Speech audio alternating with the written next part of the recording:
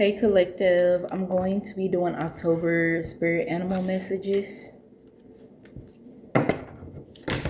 Well, that's too many. I know we're still in September. We're almost there to October, but I'm doing October messages ahead of time, so. All right.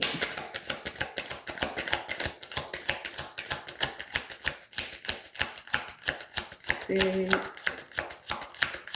The spirit animal messages for October for the collective, please and thank you.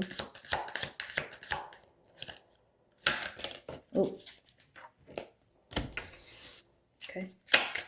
Oh, I was about to say one more. It flew out all over there.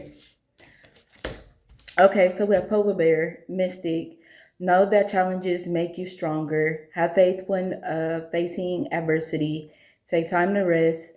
Dream and renew your strength. Embrace your psychic abilities. You carry the shaman within. Right. Okay, the next one, Raven. Shaman. You are the creator and magician. Use your gifts for good. There is power in wisdom and words. Connect the element spirits and glide through the void. Claim your place as keeper of the mysteries.